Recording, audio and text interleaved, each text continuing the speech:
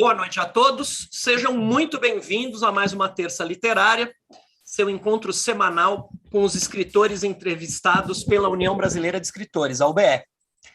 Eu sou Rogério Duarte, secretário-geral da entidade, e preciso mudar a visualização. Pronto. A União Brasileira de Escritores foi fundada em 17 de janeiro de 1958, e seus objetivos são defesa da liberdade de expressão, defesa dos direitos autorais e demais direitos dos escritores, difusão da cultura e democratização do acesso à informação. Atualmente, o presidente da UBE é Ricardo Ramos Filho, que dá boas-vindas a todos vocês e a nossa entrevistada de hoje. Pessoal, boa noite.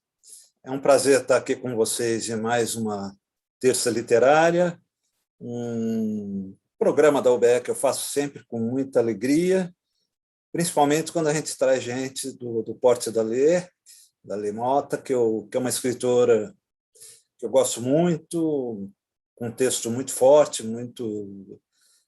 que mexe muito com a gente, que a gente vai conversar um pouco a respeito hoje. É um prazer ter você aqui, Alê, e tenho certeza que a gente vai ter aí uma entrevista muito bacana. Bom ter vocês aqui com a gente. Obrigado, Ricardo. Também está conosco hoje, que vai fazer a mediação das questões, o Ricardo Fernandes. Ele dá uma boa noite para vocês. Ricardo. Boa noite, pessoal. Alê, boa noite a todos. Muito obrigado pela presença, Rogério. Obrigado pela possibilidade aí da gente estar fazendo as perguntas e atender o pessoal aqui via Zoom e também via YouTube. Obrigado, Ricardo. As entrevistas da UBE acontecem às terças, às 19 horas, via Zoom, como está acontecendo neste exato momento, com transmissão pelo YouTube. Todo o nosso acervo também fica disponível no Spotify e no Google Podcasts. Agora, o nosso podcast, na nossa página do Spotify, estão unificados o podcast da UBE, que a gente chama de UBEcast, e todas as entrevistas. Então, todo o nosso conteúdo de entrevistas e de podcast está na mesma página do Spotify. Nossa entrevistada de hoje é a Lê Mota. Ela nasceu em São Fidélis, interior do estado do Rio de Janeiro. É arquiteta, formada pela Federal do Rio, UFRJ, participou da antologia 14 Novos Autores Brasileiros, organizada pela escritora Adriana Lisboa. A Lê é autora de Interrompidos e Velhos, são 2 livros, né? O primeiro, Interrompidos, o segundo, Velhos. Os 2 saíram pela Reformatória em 2020. E ela é colunista da revista Vício Velho. Alê, seja muito bem-vinda. Seu entrevistador é o Ricardo. Se você quiser dar uma boa noite para o pessoal, aí depois o Ricardo começa a entrevista. Quero sim, quero agradecer a vocês pelo convite. Ricardo, Rogério, Ricardo, muito obrigado por me chamarem. Uma alegria, uma honra muito grande estar aqui com vocês. Tenho certeza que vai ser uma noite muito agradável. Eu gosto demais de ver as terças literárias. Já acompanho a pandemia inteira, vocês aqui, e é uma honra enorme estar aqui com vocês. Espero que a gente tenha momentos muito bons.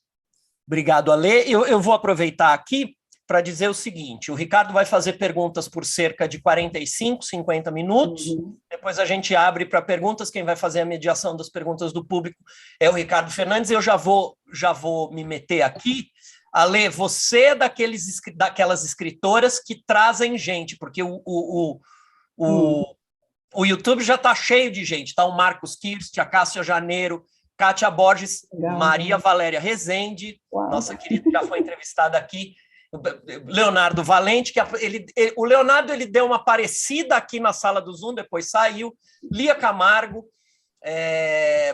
Inês Cabral, o nosso associado que boa noite. Boa entrevista a vocês. Boa noite para todo mundo aí que está com a gente. Boa noite para todos do YouTube também. Vamos lá, Alê, vamos lá que tem muita pergunta para fazer para você aí. Vamos lá. Alê, você é carioca de São Fidélis, uma cidade com cerca de 37 mil habitantes. Eu queria saber o seguinte, você foi uma criança leitora, como foi o seu acesso aos livros em São Fidélis? Presumindo que você passou a sua infância lá, não sei. Sim, passei. Passou. Passei, saí de lá com 14 anos para estudar em Campos, que é uma cidade, a maior cidade próxima de São Fidélis, né, vamos dizer assim. Tá. Como é que foi que começou isso? Né? A minha família era muito simples, uma cidade que não tinha livraria, e eu estudava num colégio público, como estudei a vida inteira, e A minha grande facilitação foram duas coisas, na verdade, para a leitura. Primeiro, que quando eu fui alfabetizada, eu amei a coisa das letras e de enxergar, então eu lia tudo que aparecesse na frente. Mas não era uma casa com biblioteca, nada disso, não tínhamos condições para isso. Mas tinha a Bíblia, e aí eu devorei a Bíblia logo de cara. E aquelas histórias do Velho Testamento, eu ficava alucinada com aquilo, lia, relia, imaginava os personagens todos, aquilo para mim era uma grande diversão, assim. E minha mãe era professora de geografia, apesar de nunca ter feito faculdade de geografia, coisas da cidade interior, né? Você pega o professor e coloca onde precisa. A minha mãe seria professora de ensino básico, mas eles precisavam de alguém em geografia e colocaram ela em geografia. Mas ela se dedicava muito. Minha mãe já faleceu, o sonho dela era fazer faculdade de geografia, mas ela não conseguiu fazer. Mas ela se dedicava imensamente, assim. E por ser professora pública, ela recebia os livros da editora Ática. E aí é que vem a minha grande alegria da infância, que era esperar o carteiro chegar com um livro gratuito para minha mãe. E quando ele já vinha com um pacotinho, eu já ficava feliz, porque era comigo, né? Então eu devorei Para Gostar de Ler, os livros todos, era assim. E os meus pais, mesmo a gente não tendo biblioteca em casa, eles tendo todas as suas limitações, eles nos incentivavam. Eu tenho um irmão mais novo, que não é virologista, trabalha na Fiocruz. Eles nos incentivavam a ler.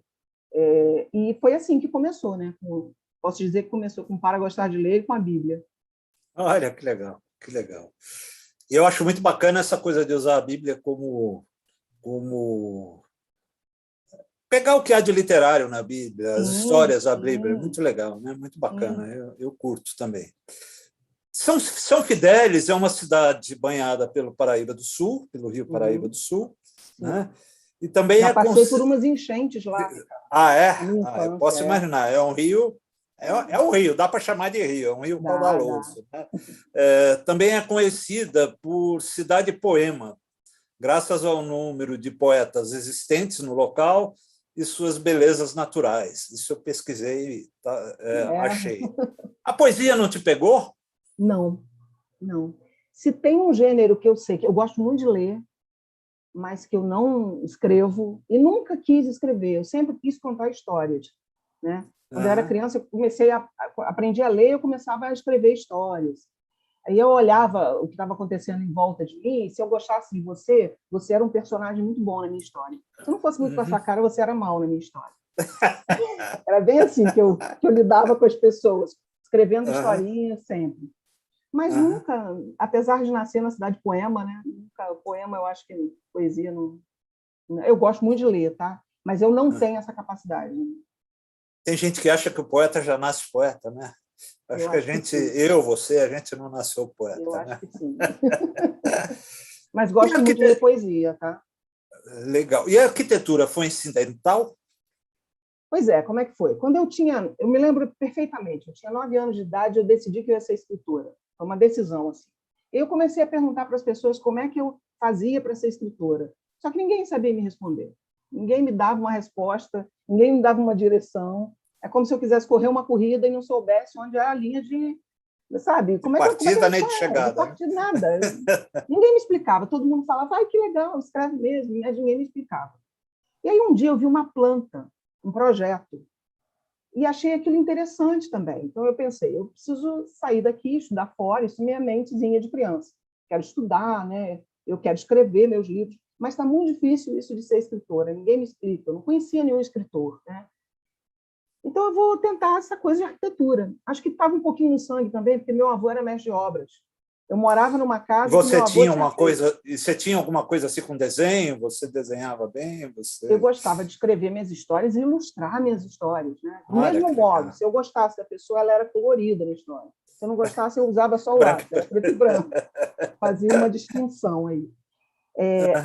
Na verdade, assim, quando eu vi aquele projeto, e também eu via obras, né, meu avô e tal, lembro que vi uma obra na igreja que frequentávamos quando éramos crianças, né? Eu, meu irmão, meus pais, e achei aquilo interessante. Pensei, se não posso ser escritora, eu quero ir para esse lado das obras. Como fazer isso? Porque também a gente não tinha condições. A única condição... eu comecei a pesquisar, e aí foram passando os anos, e eu pesquisando, cheguei à conclusão que eu tinha que fazer um curso técnico em Campos de edificações, que isso já me levava para as obras, para o lado dos projetos. E aí minha mãe fez um trato comigo, porque naquela época não era muito normal de deixar assim, uma menina sair para estudar, e nem eles tinham condições, meus pais. Minha mãe falou, faz a prova, porque tinha uma prova de admissão, né, para ver se você conseguia entrar ou não. Se você passar, a gente dá um jeito. E foi o que aconteceu. Eu falei, vou fazer a prova. Eu lembro que nós fizemos a inscrição no último dia, que tudo era complicado, tudo era difícil, tudo dependia de dinheiro, condições para ir fazer, né? E eu passei e falei, mãe, então, passei, pai, passei, e agora? E aí eu fui morar na casa da minha tia, morei lá o ensino médio todo para fazer edificações. E depois prestei vestibular para a UFRJ e vim para o Rio para fazer arquitetura. Foi basicamente isso. E nesse processo todo eu continuava escrevendo. Só que eu escrevia, guardava, perdia, e assim foi indo. Assim veio a arquitetura para a minha vida. Mas você não chegou a trabalhar como arquiteta? Sim, sim, chegou? com execução de obras. Na verdade, você chegou? Sim, pode me considerar um peão de obras, porque dentro da universidade eu fui fazendo vários estágios, e quando eu estagiei em obra, eu vi, é isso que eu gosto de ver as coisas acontecendo. Eu gosto da mão na massa, porque é muito fácil o projeto, né? O projeto tudo dá muito certo. Eu gosto muito de desafios. Você é o arquiteto que vai na obra, Fica só na obra, só na obra, especificamente na obra, né? Peão de obra mesmo. Eu gosto dos desafios, sabe? As coisas que são planejadas de um jeito, mas aquilo não vai funcionar e você tem que dar uma solução rápida. Os pepinos de obra me agradam muito. E assim foi, né? Eu não sei se você vai perguntar quando entra a escrita na história, mas eu já me adianto. Sim. Como que entra? Era a próxima pergunta, né? Então, vamos lá. Quer dizer, se você tivesse dito que a arquitetura era incidental, eu já ia emendar. E tá, e como é que você foi como que você chegou porque assim, depois disso eu já vou começar a falar dos livros, mas antes eu queria saber como que você chegou na escrita, né? como você virou escritor, como que você concretizou o teu sonho? Vamos lá. Eu continuei escrevendo, os amigos mais próximos até gostavam de ler algumas coisas que eu escrevia, aquela coisa de amigos, né, que te conhecem bem e sabem aquilo que você gosta. Devia ir bem na escola, né? Devia ir bem na escola, em redação, exatamente. Essas coisas. Sim, exatamente. Aí fazia para os outros, esse tipo de coisa, né? E depois também, quando me formei, fui para arquitetura e entrei em obra, em execução de obras, né? Eu continuava escrevendo, sempre escrevendo, mas nunca com um objetivo. Assim. Eu escrevia só porque eu gosto tanto de escrever que eu não tinha como não escrever. Mas não tinha uma organização, perdi muita coisa que eu fiz, perdi em pastas no computador, perdi em papel, em gavetas, em cadernos. Até que em 2015, eu estava muito estressada. Obra estressa demais a gente. Apesar de eu gostar demais, é bem complicado. E aí, claro, antes disso, eu sempre lendo muito, eu gosto muito de ler, e tinha os autores favoritos. E aí eu vi em 2015 um anúncio de uma oficina literária da Adriana Lisboa, que seria pelo Hangout, seria assim como a gente está na internet. E eu pensei, interessante isso. Aí comentei com meu marido. Aí ele falou, faz, é online, o horário dá para você, era à noite, né? Éramos vários participantes de lugares diferentes, em fusos horários diferentes, mas para mim daria, de noite, uma vez a cada 15 dias. Eu acho que eu devia estar muito estressada, e ele me apoiou bastante para fazer aquilo, para me alegrar. Não, brincadeira, Alberto me dá muito apoio, muito mesmo.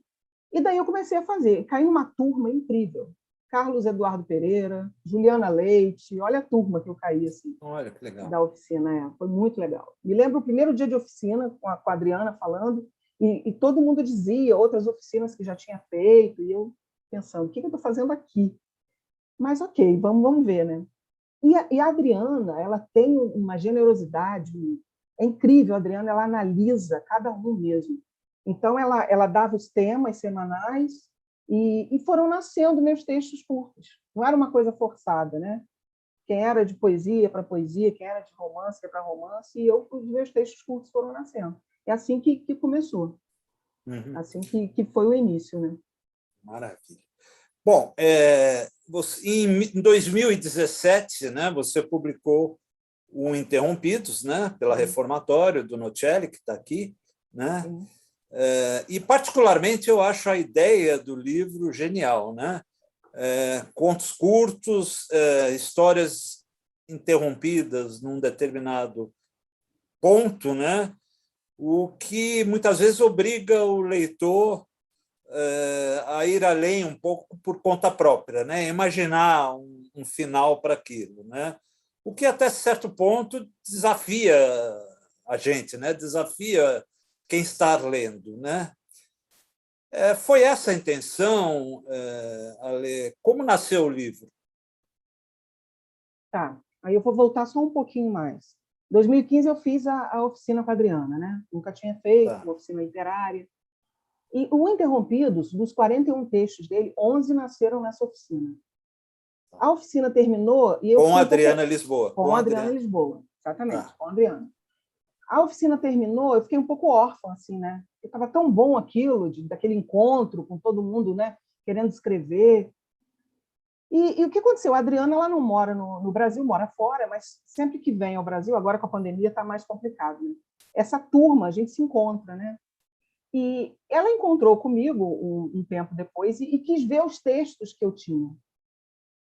Isso foi muito interessante. Por quê? Porque acabou a oficina dela, a Juliana Leite, na oficina, ficou no meu pé para que eu fizesse uma oficina do Marcelino. Só que era presencial a oficina do Marcelino. Os meus horários de trabalho estavam complicadíssimos. Eu não podia ir na sexta-feira, só no sábado. Era uma vez por mês. E eu fui aquela aluna que fez tudo pela metade. Eu ia só no sábado. Eu perguntei, liguei para a Estação das Letras, perguntei se podia. Eles disseram que podia. Eu chegava só no sábado. Quando eu cheguei na oficina do Marcelino, eu cheguei com vários textos e dei para ele. No mês seguinte, eu voltei só no sábado, né, porque eu não ia na sexta. E aí ele virou para mim e falou: você tem um livro. Eu falei: eu tenho um livro? Você tem um livro. Marcelino é incrível, né? E aí ele me fez entender que aquilo já estava acontecendo. Eu não estava com essa percepção, né? Você ia falar alguma coisa, Ricardo? Não, é isso.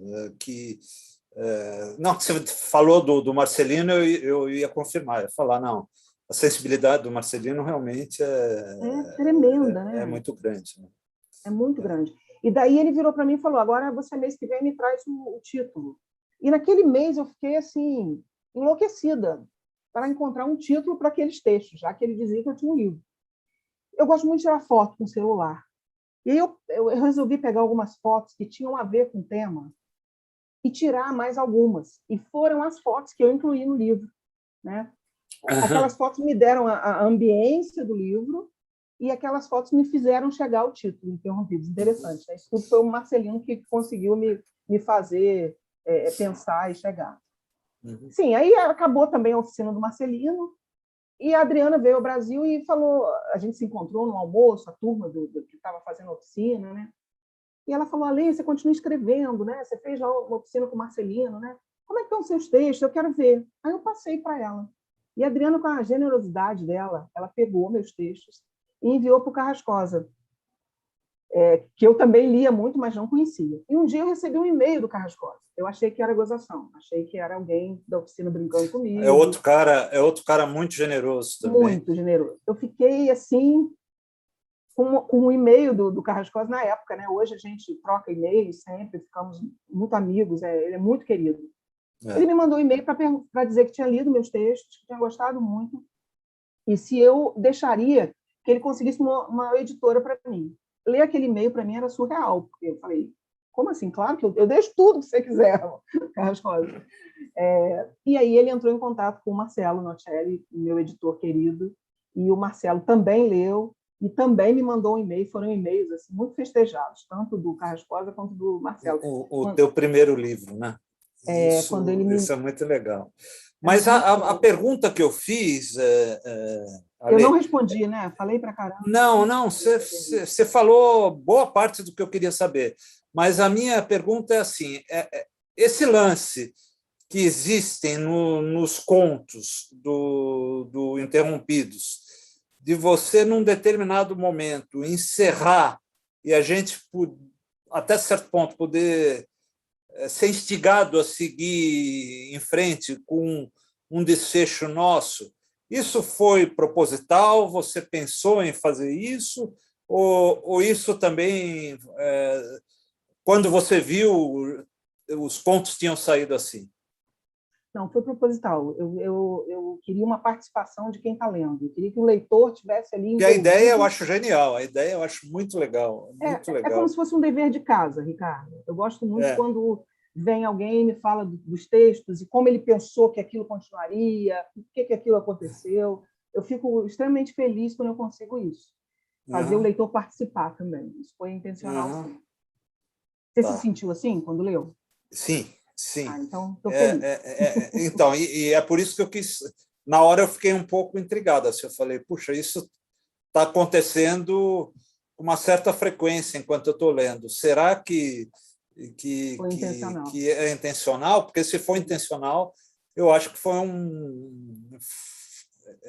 foi genial, foi uma coisa muito legal, uma coisa muito Foi bacana intencional. você pensar nisso. Muito legal, muito legal. Né? É, vou ler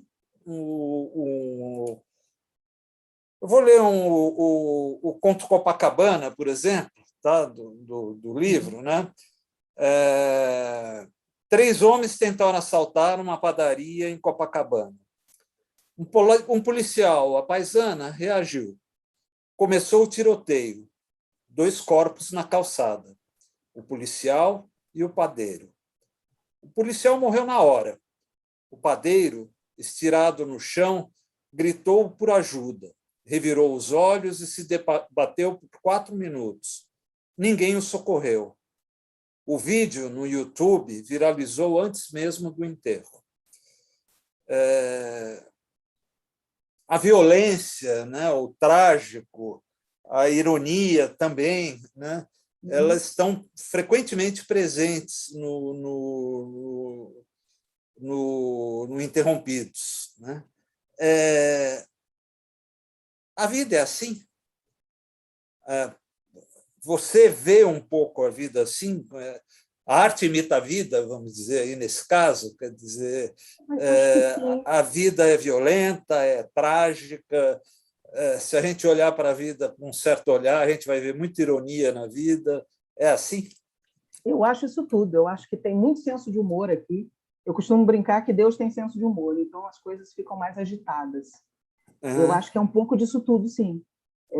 É um pouco da observação do que a gente vive, né? Se a gente for pegar algumas manchetes de jornal, vão muito além. Se a gente ficar o dia inteiro ouvindo notícias... Bom, a gente se deprime, né? Sim, se deprime. A gente não acredita. Tem momentos para tudo. É o momento da depressão, o momento da ironia, o momento de você não acreditar no que está vendo, né? É bem isso, né? E cada vez a gente acredita menos, né? Pois é. E um dos desafios que eu tenho, Ricardo, é o desafio da precisão, né? De contar uma grande história usando o mínimo possível. Tudo muito enxuto. Isso Esse é um desafio. Isso eu acho maravilhoso. Eu adoro. Para mim muito importante também essa economia, esse enxugar do texto, a preocupação em não ter excesso no texto, né? Isso eu acho que escrever é isso. Eu acho que eu não vejo. Eu acho que escritor tem que se preocupar com isso. Eu acho muito legal. Né? Eu, pesquisando, eu vi não sei se é uma crítica, eu vi um artigo do Ivan Nery Cardoso, né? Onde, falando sobre Interrompidos, ele diz: apesar do nível alto do livro, por tratarem todos do tema único da morte, algumas de suas histórias acabam caindo em um mesmo ritmo, que ele chamou de 1, 2, 3, apresentação, conflito e punchline, colocando grande parte do peso da história, e por vezes até mesmo sua justificativa nessa conclusão chocante, na revelação da história secreta. Isso faz com que o leitor rapidamente se acostume com a estrutura dos contos e passe a esperar a conclusão da micronarrativa, roubando um pouco do sabor do desenvolvimento por já saber o que virá. Assim, esses contos se beneficiam de uma leitura pausada, estendida por dias, dando tempo de esquecer um pouco o que veio antes. Aí vem o eu. Tá? particularmente, eu discordo da análise. Tá? Eu acho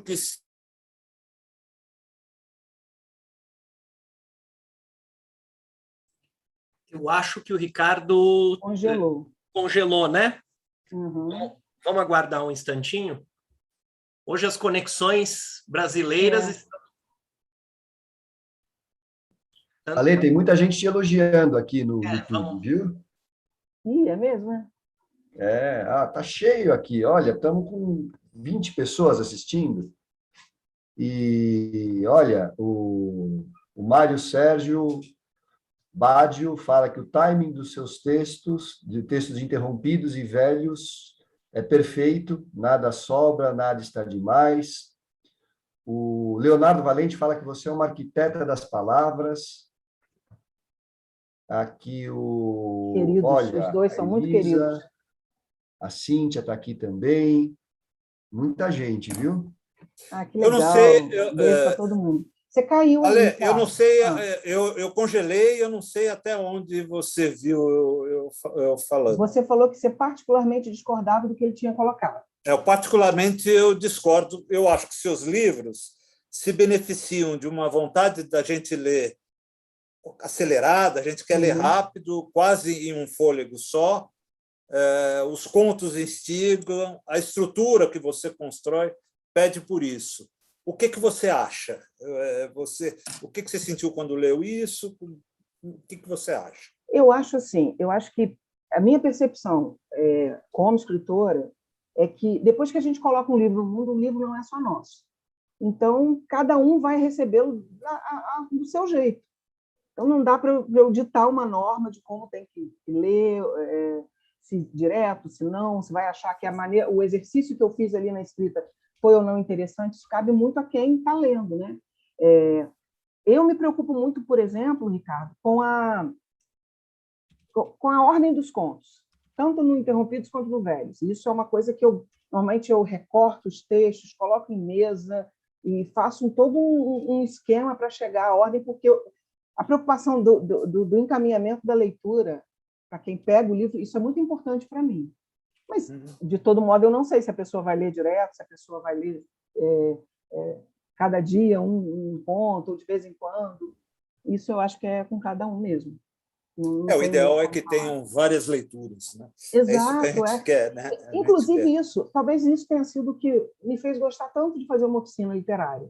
A visão do outro. Né? Eu acho que se a gente escreve, a gente fica muito cego, se é só a gente ali. Né? Eu costumo ter uns leitores beta para lerem as coisas que eu escrevo. E eu gosto muito dos retornos. Né? Não é que eu vá concordar com tudo, mas eu acho que é importante a gente ouvir, né? Até para saber como é que é a percepção. Porque as percepções são variadas. Isso é uma riqueza tão grande, né? Ser humano, a diferença. Eu acho isso sensacional. Ale, você tem escritores importantes que te leem, gente de peso. O Itamar Vieira Júnior classifica alguns dos seus contos como microcontos, micronarrativas. Né? Como você vê essa tentativa de enquadrar sua produção? Eu não vejo muito. Eu acho que microconto, eu até já dei curso de microconto, acho que é uma coisa diferente do que você faz. Como que você vê? Eu chamo de textos curtos. Textos, é o nome que eu dou. São contos, mas é um tipo de conto. Né? Eu também não faço essa distinção, não, concordo com você. Até porque essa distinção parece que diminui as coisas, né? Dá uma ordem de valores esquisita. Né, e te enquadra, né, de certa maneira. Exatamente. Tanto que no Velhos, por exemplo, tem textos que são maiores, e mesmo no Interrompidos, que os textos são menores, eles não têm uma regra de tantas frases, então não existe isso. Eu acho que o texto ele tem que sair do texto do tamanho... É o teu tempo, né? É o tempo de você dizer o que quer dizer. Né? Exatamente. Tanto que eu escrevo, não é porque o texto é pequeno, que eu escrevo rapidinho, fica pronto em 2 horas. Não é isso. Eu escrevo, deixo ele lá, esqueço ele umas 2 semanas, depois eu volto. Sempre eu tenho algo a mudar, a cortar. Enfim, é importante aquela coisa demorada ali no texto. É banho-maria, não é miojo, não. É bem lento. E eu também eu concordo com você. Eu chamo sempre de textos curtos. Eu acho que está na categoria de contos, né? Mas e tem um tipo próprio ali, que é essa coisa de É enxugar uma ao característica máximo, tua. É uma exatamente, né? exatamente. Né? Legal. Você publicou o livro Velhos, aí deixa eu até mostrar, porque o livro Velhos... Eu estou tendo um problema aqui. Os meus livros, como vocês devem observar aí atrás, estão numa bagunça tão grande. Eu tenho recebido tanto livro que, na hora de achar os livros, eu não acho. Então, eu encontrei os Velhos, está bonitinho aqui, autografado por você, né? E os Velhos eu até li mais recentemente, escrevi até sobre, publiquei Sim. até, né, sobre ele. É um livro que eu gostei muito, né? Queria saber também como que nasceu. Também tem uma história, como você acabou de falar do Interrompidos? Tem sim. Eu já tinha lançado Interrompidos em 2017, né? E aí, antes da pandemia, agora quase 3 anos atrás, né? 3 anos atrás, o Marcelino Freire veio a um evento aqui no Rio. E nós tomamos um café juntos. E olha que interessante, né? Aí vem o senso de humor de Deus de novo aí.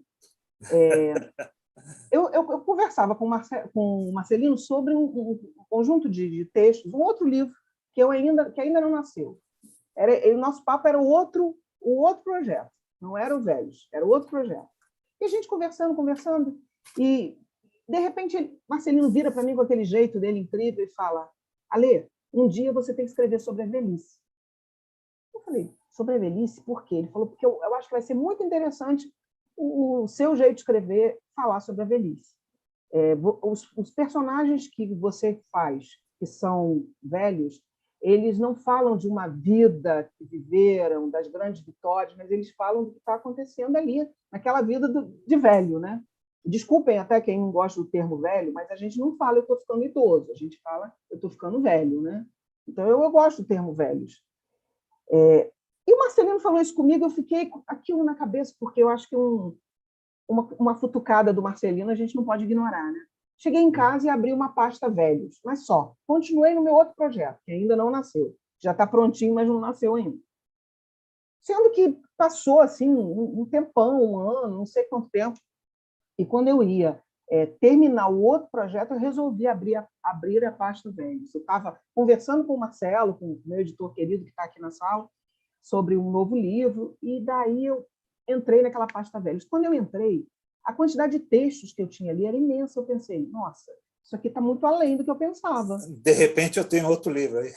Sim, aí, Ricardo, esse dia eu não voltei para o outro projeto. Eu fiquei ali na pasta velhos, ajustando cada texto, e ali passei o dia naquela pasta. E aí descobri que eu tinha um livro. Falei, gente, acho que o Velhos está pronto. E aí perguntei para o Marcelo, você quer receber aí? Eu tinha conversado todo um outro assunto com ele, mas eu tenho um outro aqui, ele manda. E depois ele falou, vamos publicar. Eu gostei. Que legal, que legal. Foi muito legal. Então, eu vou... uma coisa que eu gosto, e aproveitando até que são contos, às vezes, bem curtos, eu quero ler, até para quem não conhece a tua prosa, o teu texto, eu quero ler um conto que eu gosto muito, que tem no Velhos, tá? É um conto que chama Solidão. O assunto solidão é um assunto que sempre me instiga, me pega muito, né? Depois de algumas semanas sem nenhum parente ou amigo me visitar ou me ligarem, eu me sinto muito sozinha. Mas tenho um remédio infalível para a solidão. Visto uma roupa bonita e vou para a cafeteria do supermercado perto de casa. Escolho a mesa do lado direito, ao lado das flores e da TV. Tomo café com leite e torrada, lentamente. Puxo conversa com todo mundo. Falo de política, futebol, educação de filho, neto, preço de verdura, feminismo, racismo, mensalidade do colégio, violência, qualquer assunto. Só volto para casa quando me sinto feliz. Esse é o conto Solidão. Eu me identifico muito porque muitas vezes eu faço a mesma coisa também. Eu adoro ir para uma cafeteria e conversar com as pessoas que estão perto. Mas eu quis ler para que todos conhecesse um pouco, tá? E falando no livro Velhos, eu penso um pouco, você um pouco que já adiantou, né?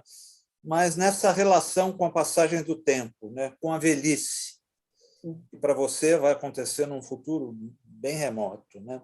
Não. Isso. Como que é essa tua relação? Isso assusta? Você se assusta com...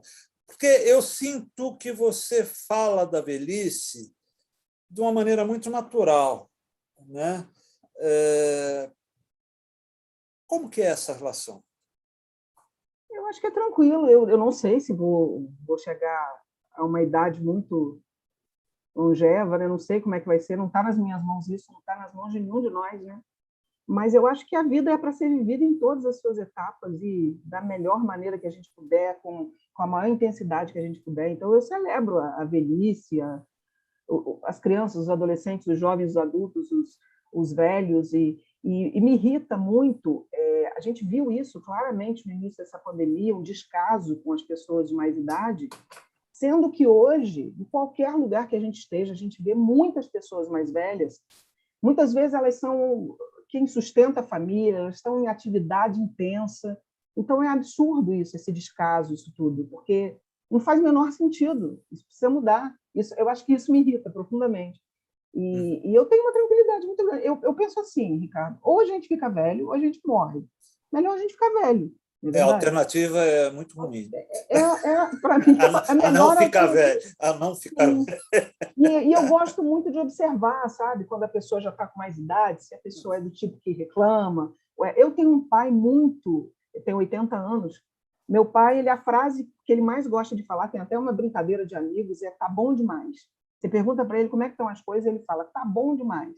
Esses dias ele estava com uma dor na mão e tem feito tratamento, e aí eu perguntei, pai, como é que está a dor na mão? Ele falou, tá aqui, mas é ótimo, mostra que eu ainda tenho mão. Então, assim, enfim, ao mesmo tempo também, eu acho muito interessante a gente ver, e você vê pelos personagens do Velhos, não são personagens só bonzinhos. É o ser humano, e o ser humano em qualquer idade ele vai ser ou muito bom, ou vai ser um salafrário. Tem aquele do primeiro conto, aquele velho que é o cão, né? Exatamente, porque não é, a realidade é essa, né? A realidade é essa. Eu não gosto do ignorar os velhos. Eu acho isso absurdo. Eu acho que a gente precisa lidar com isso de uma maneira melhor, né? Mas enfim. Maravilha. Como que você escreve, Ale? Agora uma curiosidade também um pouco de escritor para escritor, né?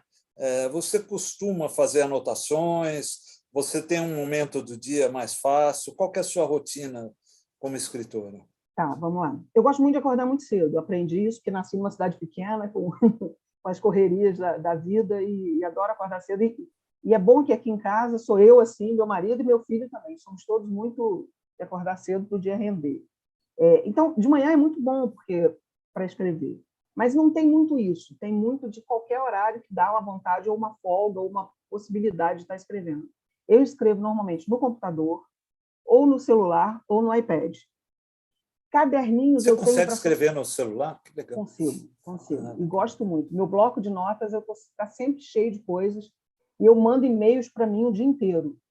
Eu mando e-mails para mim o dia inteiro, para depois ir analisando o que eu estou fazendo, descartando algumas coisas. E caderninhos, eu gosto muito de dar de presente caderninhos para as pessoas, para que elas possam escrever como eu escrevia muito na infância e na adolescência. E eu uso os caderninhos para ideias assim. Quando pinta uma ideia, você registra. Mas, na verdade, são mais detalhes mesmo, às vezes para fazer assim, uma estrutura do que eu quero fazer. Mas o texto em si, a escrita do texto, eu nunca sei o que eu vou fazer quando eu começo a escrever. Isso, para mim, eu admiro muito quem tem uma organização de como vai começar, como vai acontecer tudo, como vai terminar. Não tenho isso. Eu nunca sei o que vem. É sempre uma surpresa para mim também. E aí eu vou usando tudo. É computador, é celular, e meu e-mail se enche. Já tem um e-mail para isso, para receber as coisas que eu vou escrevendo. Tem até um e-mail particular para isso. Que legal. Então, e agora, o que vem por aí? Você meio que anunciou, meio que já disse que você tem um projeto aí né? O que vem por aí? Certa vez me perguntaram, né? Isso é uma pergunta que de vez em quando eu conto, né? Certa vez me perguntaram quando eu iria virar escritor de fato e escrever um romance, né? Então, eu ainda não sou um escritor de fato, porque eu continuo devendo esse romance, né? O tal do romance. Você pretende partir para textos de fôlego mais longo? Vamos lá, essa pergunta já me fizeram também. Quando é que eu escrevo um romance? Já me deram várias ideias de pegar vários textos do Velhos e do Interrompidos e transformar em romances. As pessoas têm muitas ideias. Eu acho legal a O pessoal tem obsessão por isso, né? É assim, como se apenas os romances fossem. Sim. E eu amo tantos contos, eu não entendo também não vai entendo. ser sempre um não entendimento da minha parte. Vamos lá, eu tenho gostado muito de escrever para a revista Vício Velho, a coluna quinzenal, que eu vou escrevendo e vou desenvolvendo. Isso talvez um dia surja alguma coisa dessas publicações assim, né, em revistas, e aí eu vou separando isso que eu vou fazendo. Eu tenho esse projeto que já estava pronto antes do Velhos, e tenho mais duas coisas que ao longo aqui da pandemia foram acontecendo. E você me pergunta se um dia eu vou escrever um romance, né? Eu tenho algo... Você tem esse projeto, você tem essa vontade. Assim, eu não sei se eu tenho esse projeto, essa vontade. Me cobram muito, né? Eu acho que cobram a todo contista, enfim. Me cobram bastante também. Cobram, né? Quem escreve literatura infantil também. Também, né? E juvenil, que acham que não é literatura. E crônica também, como eu escrevo crônica também. Isso não é legal, né? Vamos nos revoltar agora. Mas vamos lá. Talvez eu tenho, sim, um dos projetos que eu tenho prontos, eu chamo de pequeno romance, porque são textos com uma continuidade da narrativa, né? Não que seja assim, textos separados com assuntos, não, tem uma continuidade, mas assim, vai nascer se tiver que nascer, se não tiver que nascer, não vai nascer. Eu tenho essas coisas prontas, né?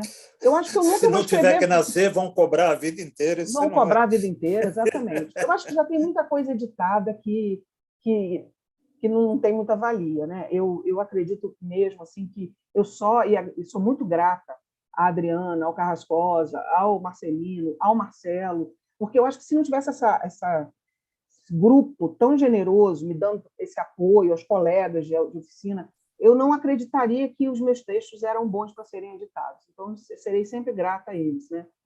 E assim, os projetos que eu tenho prontos, eu tenho coisas, tenho pontos, assim, textos curtos como Velhos e Interrompidos, e tenho sim esse que eu diria, um pequeno romance. Por que um pequeno romance? Porque eu nunca vou escrever coisa de, sei lá, 200, 300, 400 páginas. Não é muito a minha cara. Mas é uma história com uma continuidade, isso tem. Mas está lá no banho-maria, está esperando para ver o que vai acontecer. Tá. Vamos ver. Fazer mais uma última pergunta, depois eu abro para o pessoal, porque eu estou vendo que tem muita gente querendo perguntar. A pandemia, para mim, foi... Eu imaginava que durante a pandemia eu ia escrever mais, ia ser mais fácil escrever, e se revelou difícil. Eu acabei escrevendo menos do que eu esperava durante a pandemia. Como foi para você? Vamos lá. O início da pandemia, eu acho que foi difícil para todo mundo, né? A gente ficou tão chocado assim, com tudo que acho muito difícil que a concentração fosse ideal para todo mundo. E no final do ano passado, em novembro para dezembro, eu tive Covid.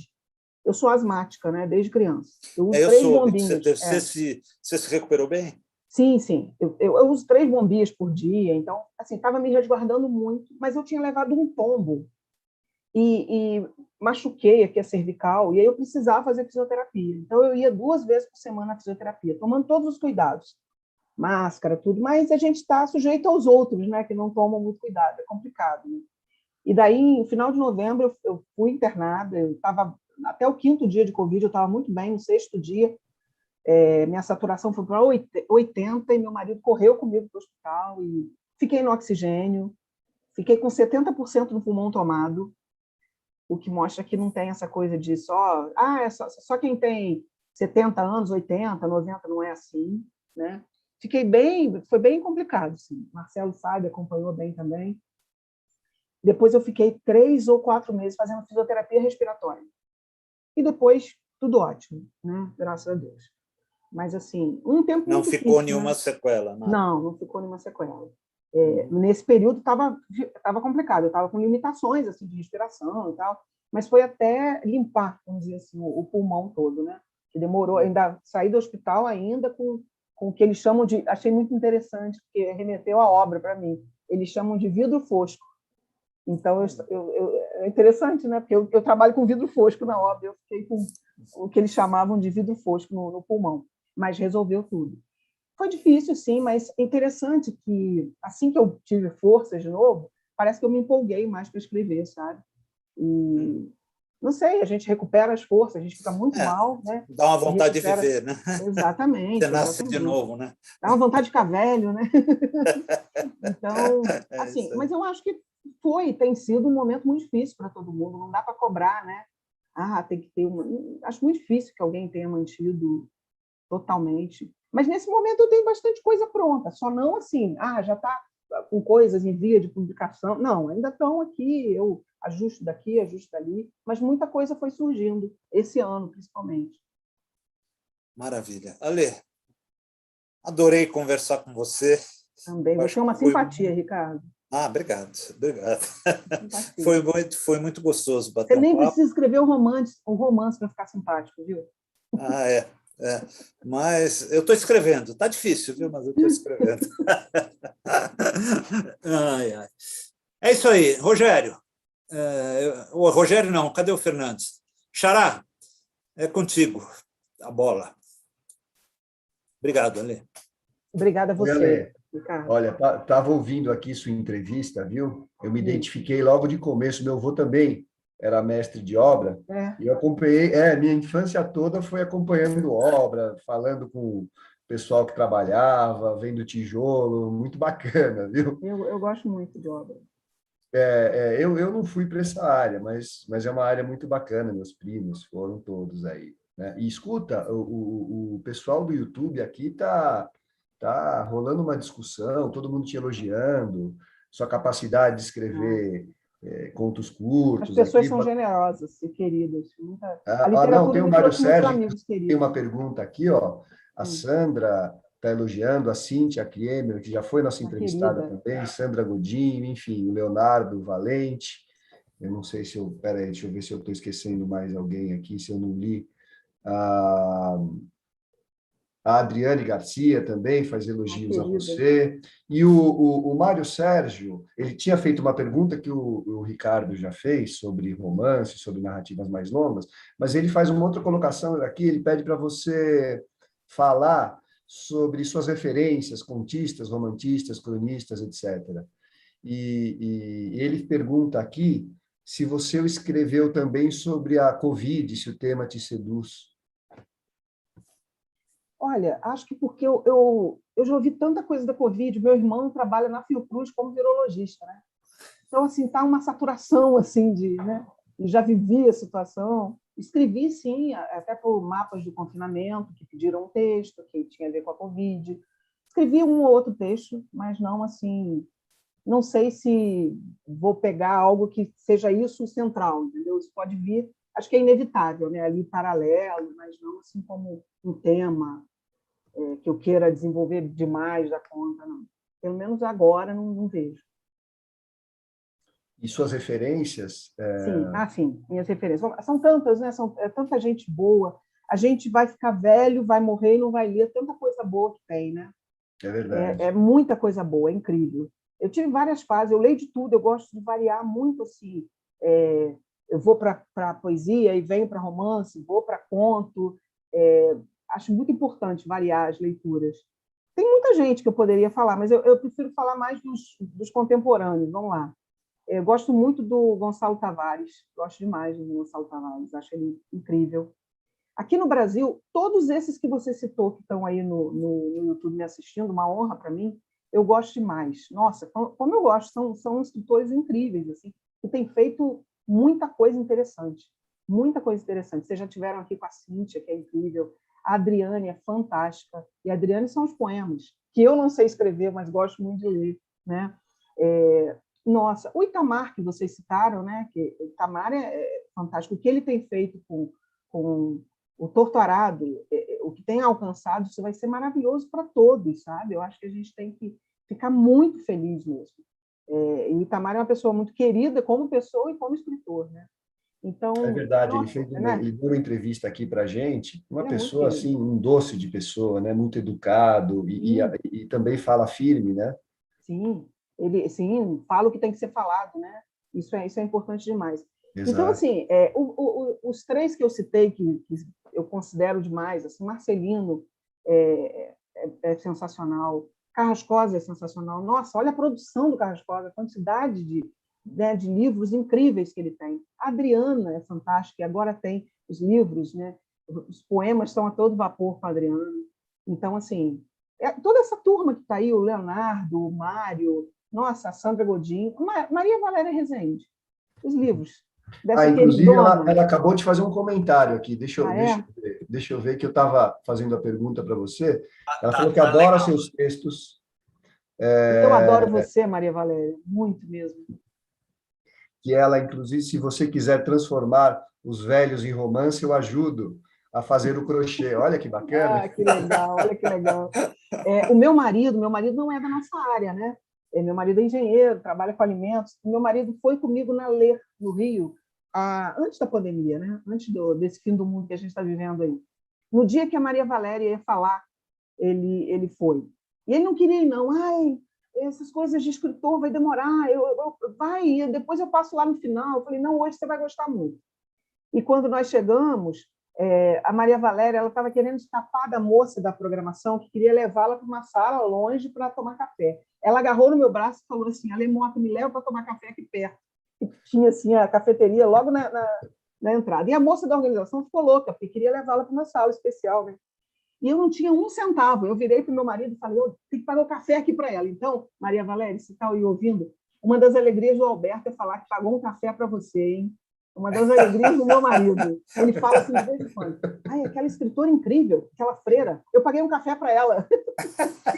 Ele achou sensacional aquilo, foi muito bom. A gente tomou café, conversou, e depois ela fez uma palestra, assim, das palestras da Maria Valéria, né? Que são incríveis. Aí conquistou o coração do meu marido. Agora, depois da Maria Valéria, eu consigo levar ele para alguns eventos.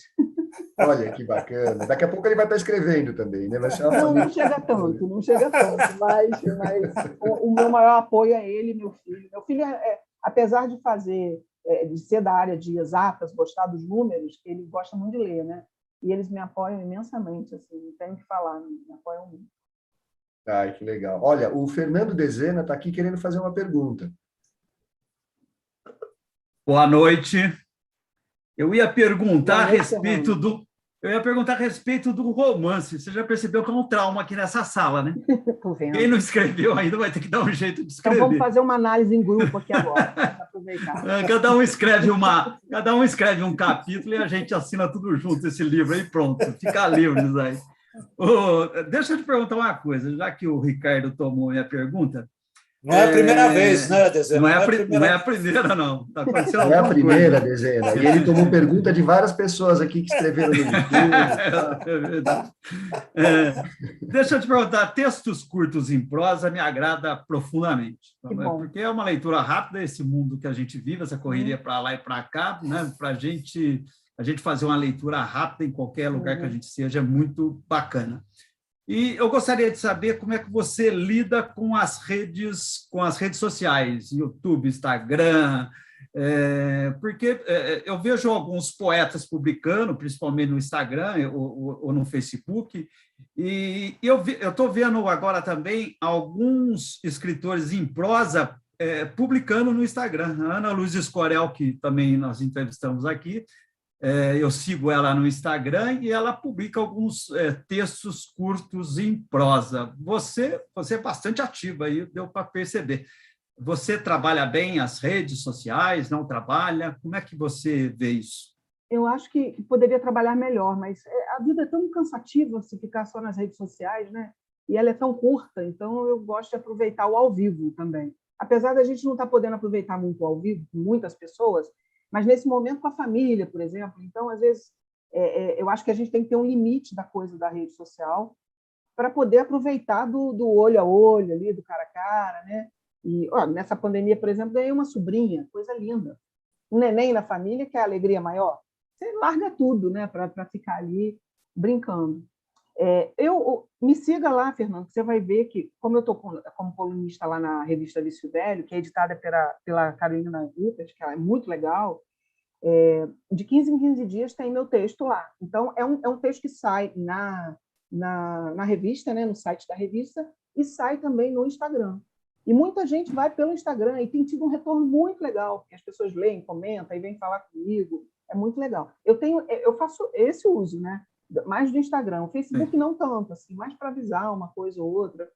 Mas eu acho que, assim, as redes são muito importantes, mas eu acho que, como tudo na vida, tem que ter um equilíbrio, senão senão complica, né? Mas eu acho muito legal essa possibilidade de espalhar as coisas, as pessoas verem, das pessoas, né, terem contato, né? Isso é muito legal. Não sei se eu te respondi por completo, mas... Não, respondeu, era isso. Você, pelo que eu entendi, não é uma assídua, né? Publica constantemente nas redes, não, né? não. Você não é tão chegado. Não. Entendi. Prefiro então, tá bom, escrevendo e guardando, a hora certa as coisas vão nascendo. Acho bom, sim. Ok, parabéns pelo seu trabalho. Obrigada, Fernando, que isso. Bacana, Dezena. Olha, aqui está um show à parte aqui no chat do YouTube, viu? Ah, é? Estão falando mal de mim? Se você... vou ler algumas coisas aqui, Ale. De mim, do Ricardo? Oi? Inclusive, a última colocação aqui, falando que a gente já tem um romance. A Cássia Janeiro falou, Ricardo, roubador de perguntas. Né? Pois é. E a Maria Valéria... né? Mas eu já cheguei ao final dele, né? Mas eu quero olhar ainda. Sabe aquela coisa? Eu já estou agarrada ali. Tem que revisar. Essa fase de revisão é muito, né? Agora, eu nunca vou escrever isso, até para você e para o Ricardo, que falou antes. Com certeza, meus textos nunca vão ser textos longos, né? Isso não é o meu estilo. Então, seja em conto, seja uma narrativa assim, que tenha uma continuidade, né? Uma novela, ou que seja, isso é um projeto que eu tenho, essa coisa da precisão de podar mesmo. O pessoal da oficina até brincava, né, comigo, né, que cortar é com a Lê. Está com dificuldade aí no texto, cortar, passa para ela que ela corta. Ela corta sem dó nem piedade. E realmente, eu vou cortando comigo, sobrar. Mas no poema a gente corta também, né, Ale? A gente, quer dizer, quem escreve poema corta também. Então, de repente, você é uma poeta aí, e aí precisa desenvolver isso. Não. Olha, deixa eu ver aqui. A Maria Valéria falou que há de pagar um café para o seu marido, que bom que conquistou. Eu vou falar isso para ele hoje, não vai nem dormir. Vai ficar numa alegria esperando o dia do café com a Maria Valéria. E olha, o Rogério quer te fazer uma pergunta. Fala, Ale, tudo bem? Tudo, querido. Agora há pouco você fugiu de uma... Estou brincando, né? Mas quando acho que foi o Ricardo que te perguntou sobre... Alguém te perguntou sobre o que você está lendo. Ou que você tem lido, seus autores preferidos. Aí você falou, não vou falar dos antigos, vou falar dos contemporâneos. Eu queria saber dos antigos. Dos autores, sei lá, dos chamados tradicionais, mas não precisam ser o cânone, sei lá, o Machado de Assis e tal, mas dos mortos. Tá. Depois que eu saí da série Vagalume toda, eu entrei numa época na adolescência, na adolescência, eu entrei num mundo do Dostoiévski, que é engraçadíssimo isso, né? Porque eu escrevo completamente o contrário, sem tudo. É muito engraçado isso, né? Mas, assim, houve uma época em que Dostoiévski era tudo, assim, sério, isso não é brincadeira. Inclusive, aconteceu uma coisa muito interessante comigo numa obra que eu estava fazendo, que eu cheguei numa obra para fazer demolição, isso já, depois já, e a pessoa saiu da casa, vendeu para o proprietário para qual eu estava trabalhando, e tinha um cômodo na casa que era a biblioteca, que ele deixou todos os livros. E quando eu cheguei na obra, os peões iam demolir aquelas paredes, e estava cheio de livros. Então, foi um dia que eu falei, ninguém demole nada, para todo mundo e vamos procurar os livros, e todo mundo vai levar livro para casa, para os filhos, e eu consegui uma coleção completa, antiga pra caramba, do Dostoiévski, eu fiquei numa alegria tão grande. Só que, assim, eu sou asmática, né? estava num estado assim, os livros estavam assim, então a minha sogra tem um espaço aberto, levei os livros todos para casa da minha sogra, e, coitada, ela tem grande amor por mim, porque ela ficou lá na casa dela e ela ficava desvirando as páginas para sair aquele mofo, né? E hoje eu tenho na minha estante os livros todos. Eu acho que, sem dúvida, Dostoiévski, na minha adolescência, foi meu companheiro. Assim, né? E os contos de Machado, os contos, com certeza. Diria que foi o que mais assim, eu lia e relia, lia e lia. E é outro senso de humor de Deus aí, né? Eu gosto de escrever tão curtinho e lia lá, né, Os Idiotas, os livros, né, Os Demônios, os livros enormes que eu li, e agora escrevo tão curtinho. Não é divertida a vida? Por isso a gente tem que ver ficar bem velhinho. A vida é muito divertida. Pega peças com a gente. Legal, obrigado. Rogério. Tá. Oi? Não, tá, respondi então, né? Tá. Perfeito, obrigado. Ale, eu tenho uma pergunta para você. Você é arquiteta, né? Teve alguma relação da arquitetura? A arquitetura influencia no seu tipo de escrita, no seu tipo de quando você faz a estrutura do texto, ou não? Não tem nada a ver? Eu acho As coisas que tem, andam separadas. E a escrita influencia na arquitetura também? Que é uma pergunta, né? A escrita influenciar na arquitetura, eu não sei, mas a arquitetura influenciou na escrita no sentido de questão espacial, sabe? Porque para você estar numa execução de obra, você tem que dominar muitas coisas que estão acontecendo ali.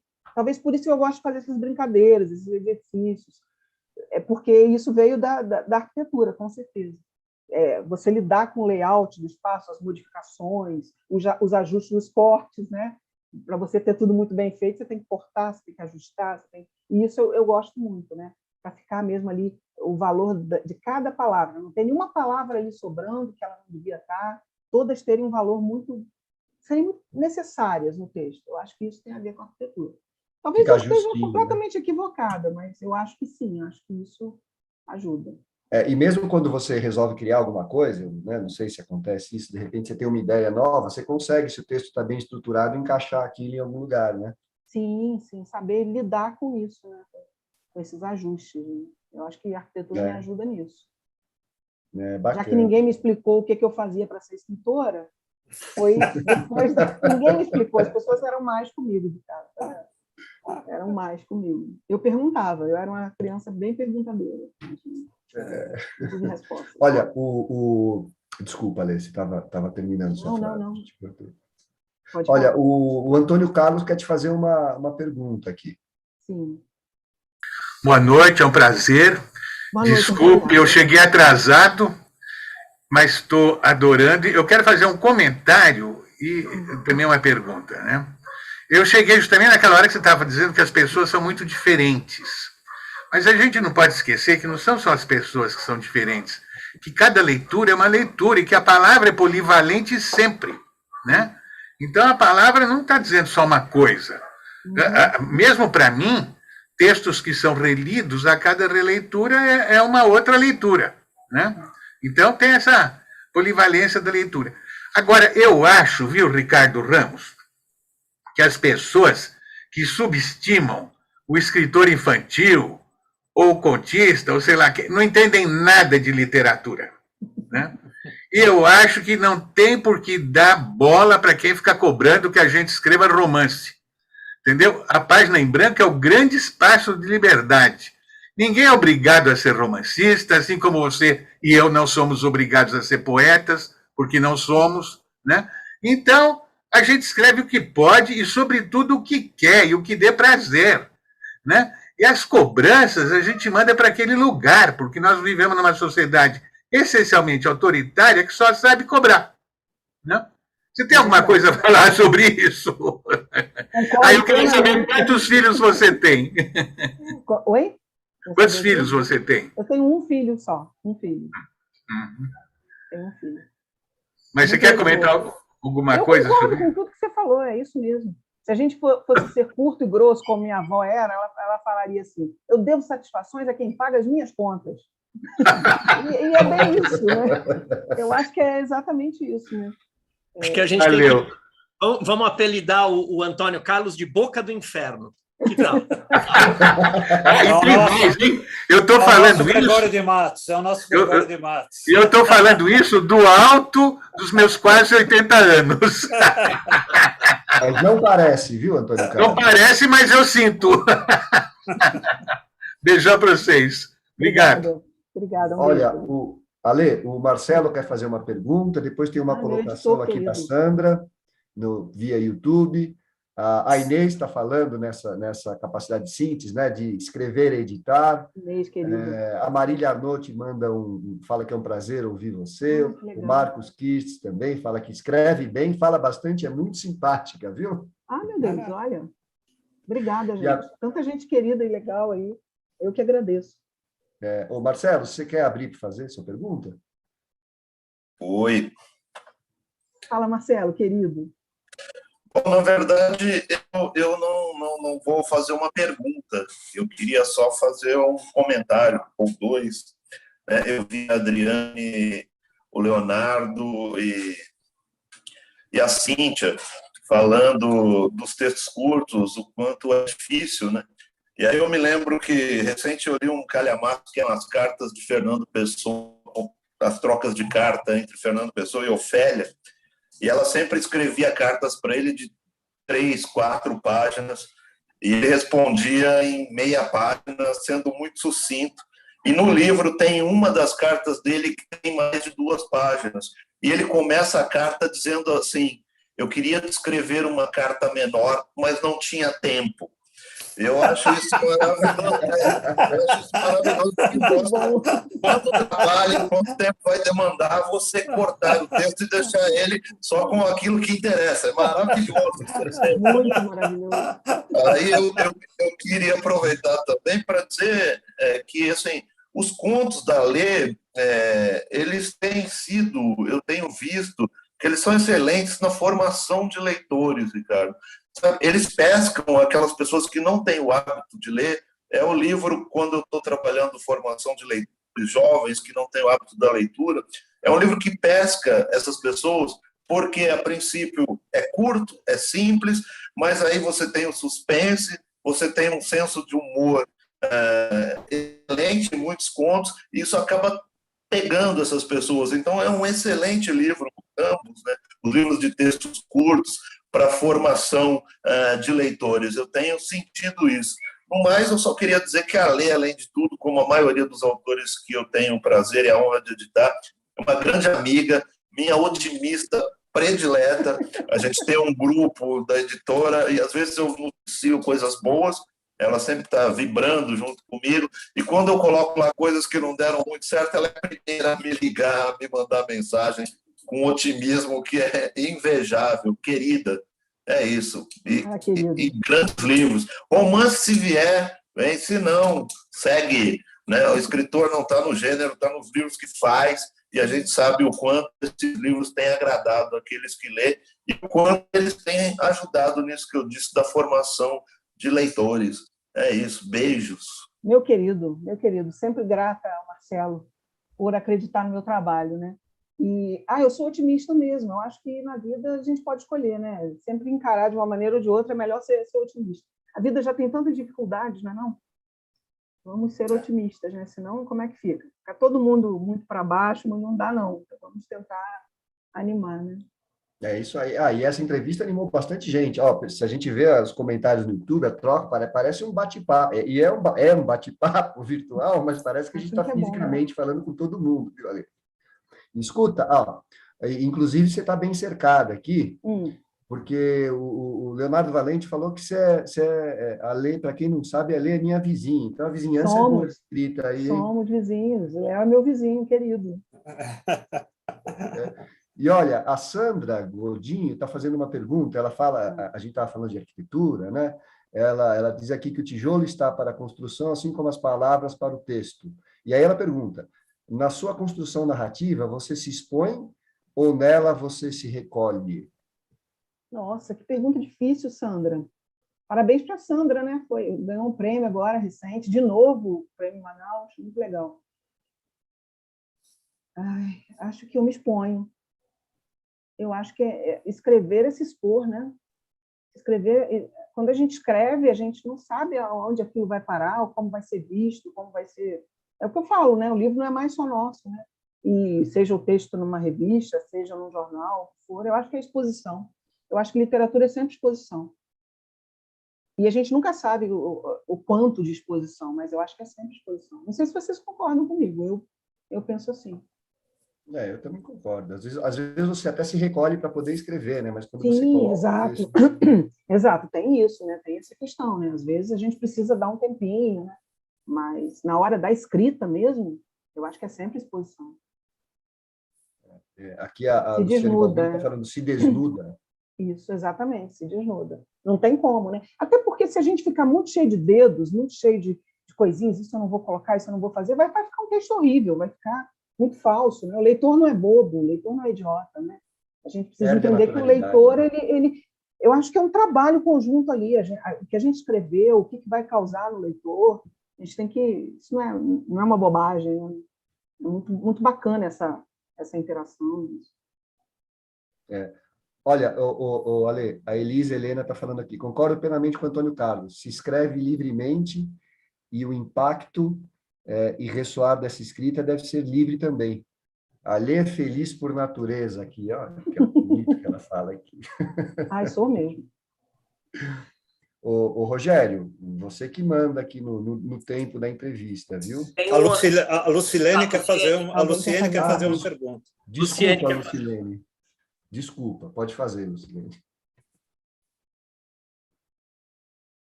Tem que abrir o microfone. Você tem que abrir o microfone, Lucilene. Pronto, agora acho que sim, né? Agora sim.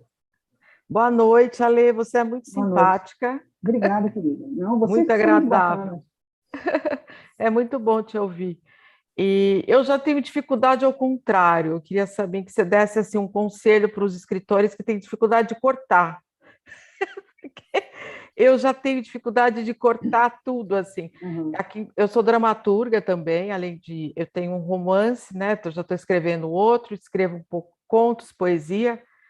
Poesia eu nunca cortei, assim, nunca. Ou eu mudo uma palavra, alguma coisa, mas cortar, geralmente eu não corto. Mas para escrever, tudo que eu escrevo, assim, principalmente as peças de teatro, o diretor vai lá, né, e quer cortar. Não, vamos cortar isso é excesso, isso é nariz, isso não sei o quê. E eu fico, assim, desesperada, porque eu falo, mas aí a pessoa não vai entender o que eu quero dizer. Eu sou muito apegada às coisas. E que conselho que você dá para as pessoas que têm dificuldade de cortar? Sabe aquela propaganda da OLX? Desapega. Começa assim, desapegando. Desapega. Eu acho que é pensar também que a gente precisa... O nosso texto tem que deixar as entrelinhas ali, tem que deixar coisas, tem que deixar o dever de casa para o leitor. Eu acho que se a gente pensa assim, a gente tem uma facilidade maior de corte. Se a gente quiser explicar tudo, além de complicar, a gente vai tratar o leitor um pouco como bobo, né? A gente está entregando tudo para ele. É igual a gente criar um filho, né? A gente vai fazer tudo para o filho. Como é que esse filho vai virar um adolescente, um jovem, vai ser esquisito, ele não vai saber lidar com a vida, né? Eu acho que o texto, a gente tem que entender que nem tudo tem que ficar explícito. Algumas coisas têm que ficar no ar. A gente não precisa fazer aquela coisa de mãe, vem, faz, vem, de novo, sabe aquela coisa da repetição? A repetição ela tem que ser muito valiosa no texto. Ela só tem que acontecer quando, de fato, é para se repetir. Eu acho que se tiver esse pensamento, é mais fácil de cortar, sabe? Esse desapegar mesmo.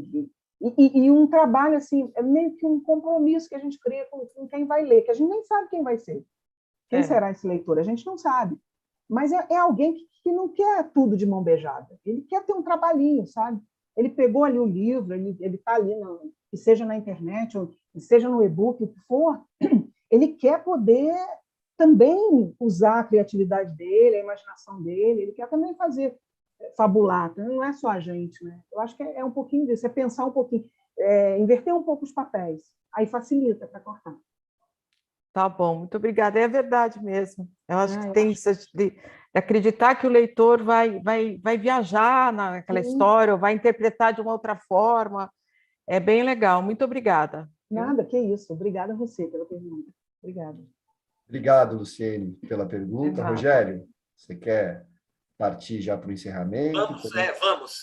As perguntas estão encerradas, então, na despedida, a gente faz assim, Ale, você me dá licença de alguns segundos só para eu mostrar as próximas entrevistas. Sim, claro.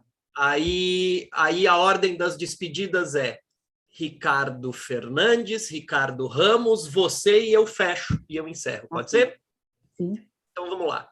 Eu vou compartilhar a tela com vocês com os próximos entrevistados. Algumas vezes o Zoom funciona, outras são mais complicadas, vamos ver se eu consigo. Está aparecendo para vocês a tela compartilhada em branco? Tá sim. Em branco. Então, vamos lá. As próximas datas. Semana que vem a gente tem a Micheline Verunski, em 5 de outubro, né? 12 de outubro, a gente tem respeitado os feriados para o pessoal descansar, inclusive o pessoal da UBE, e o público é menor mesmo, então a gente tem respeitado os feriados. Então, 12 de outubro a gente descansa, 19 de outubro, Denis Rafael Ramos, 26, Sandra Trabuco Valenzuela, aí vem outro feriado de 2 de novembro, 9 de novembro, Vanessa Vasculto. E aí, depois, conforme o tempo for passando, a gente vai divulgando o pessoal de novembro, e eu nem sei como dizer isso, né? Mas já estamos indo para o final do segundo ano dessas entrevistas. Parece que foi ontem. Então, vamos lá. As despedidas. Ricardo Fernandes. Lê, olha, foi um prazer falar com você. Prazer meu. Prazer aqui interagir com as pessoas do Zoom e interagir com as pessoas do YouTube. A gente conhece você falando com você e pelo que as pessoas do YouTube comentam sobre você, que é exatamente... São generosos, são queridos. E é exatamente o que a gente vê aqui, viu? Então, parabéns pelo seu livro e muito obrigado pela entrevista. Eu que agradeço. Ricardo Ramos. Oi, Ale. Obrigado. A minha expectativa era grande, eu tinha certeza que a gente ia ter um momento descontraído, um momento gostoso. Foi muito bom conversar com você. Eu tenho certeza que todo mundo gostou bastante. E é isso que faz com que eu goste tanto de estar aqui nas terças-feiras conversando com o escritor, com a escritora. É sempre muito bom. Tá? Muito obrigado. Você tem na UBE a sua casa, tá? Você precisando da gente, nós estamos aqui, tá? Muito obrigado. Fiquei muito honrada, Ricardo, quando você me fez o convite. Não imaginava, assim, né? Eu estava sempre assistindo vocês. Fiquei muito feliz mesmo. Acho muito bacana isso que vocês fazem. Isso e tudo, né? A defesa pelos escritores, enfim, o papel da UBE, né? E eu agradecer a vocês. Para mim foi uma honra tremenda, foram momentos muito agradáveis aqui, e quem sabe em outras ocasiões sejamos juntos de novo, né? Quem sabe até presencialmente, né? Depois que as coisas se ajustarem, né? E muito obrigada mesmo a todos vocês por estarem aqui, ao pessoal que está lá no YouTube, a quem vai assistir depois, né? Porque isso aqui é um repositório, fica, né? As pessoas depois veem, e isso é muito bacana, é muito legal. E eu já agradeço a todos. Uma alegria muito grande. Obrigado, Ale. Então, em nome da União Brasileira de Escritores, eu te agradeço mesmo, Ale. Repito as palavras do Ricardo. Eu que agradeço. O BE é sua casa, pode contar conosco. Surgiu aqui ao longo do ano, informalmente, a ideia da gente fazer uma rota literária. Então, quando a gente dizia lá em março, abril do ano passado, quando acabar a pandemia, a gente vai se meter num carro e vai sair rodando as cidades das pessoas entrevistadas. Então, de repente, a gente coloca Niterói na rota. E também se colocar o Rio, já está, porque Rio e Niterói é tudo uma coisa só, entendeu? Já... É só pegar a balsa, né? Agora tem a ponte. Antes da pandemia, a pandemia não, mas antes da pandemia, a ponte, ida e volta, todo dia para mim, inclusive para todos na minha casa.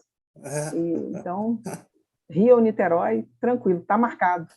Então, estaremos juntos. E eu agradeço a você, agradeço a todos que estão aqui na sala do Zoom, todos que estão no YouTube, o pessoal está lá se despedindo. Leonardo, Kátia, Lia, Sandra Godinho, Cíntia, Lia já falei, desculpa. O pessoal está lá se despedindo. Um beijo no coração de todos. Até a semana que vem, na próxima Terça Literária. Até mais. Beijo para todo mundo. Até mais. Gente, tchau, boa noite. Boa noite. Tchau, gente.